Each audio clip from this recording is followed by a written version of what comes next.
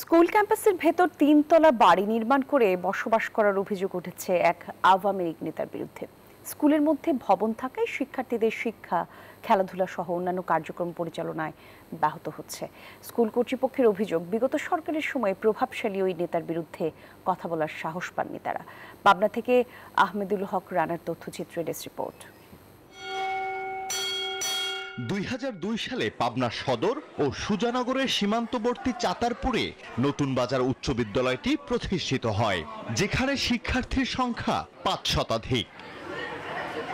২০১০ সালের দিকে মাঠের মধ্যেই ইউনিয়ন আওয়ামী লীগ ও যুবলীগ অফিসের নাম করে একটি টিনশেড ঘর তোলেন ইউনিয়ন আওয়ামী লীগের সমাজসেবা বিষয়ক সম্পাদক আব্দুল বাতেন। কিছুদিন যেতে না যেতেই স্কুলের ঠিক মাঝখানে নির্মাণ করা হয় এই ৩ তলা ভবন। বাড়ির প্রবেশ পথও রাখা হয় স্কুলের ভেতরে। শিক্ষকদের অভিযোগ, এসব কারণে ব্যাহত হচ্ছে পাঠদান কার্যক্রম। আমরা মাঠে খেলতে পারি না, এই বিল্ডিং এর জন্য আমাদের মাঠ ছোট হয়ে গেছে। বান্ডেল থাকলে প্রতি সেনমানিতে টাকা বাঁচবে। বিকাশ সেনমানি বান্ডেল কিনে জিতুন প্রতি লেনদেনে।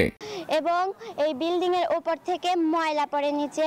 আমরা এখানে ফুটবল খেলতে পারি না, আমরা টিফিন খাবার দাবার খেতে পারি না, ওই যে টয়লেটে বেশ দুর্গন্ধ বাড়ায়। স্কুল কর্তৃপক্ষের অভিযোগ, নির্মাণ কাজে বাধা দিলে প্রাণনাশের হুমকি সহ ভয় ভীতি দেখানো হয় তাদেরকে। আওয়ামী লীগের একজন খুনি সন্ত্রাসী লোক এই জমি জবরদখল করে এই স্কুলের মধ্যে এই বাড়িটা করেছে।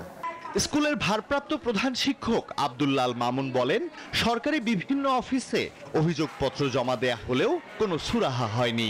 বিভিন্ন দপ্তরে বিভিন্নবার লিখিতভাবে অভিযোগ করছে এবং বিভিন্ন দপ্তর থেকে আমরা বিভিন্নবারে এটা জানার চেষ্টা করছি যেটা আমাদের কি অবস্থা, কিন্তু কোনো সুরাহা আমরা পাই নাই ওখান থেকে।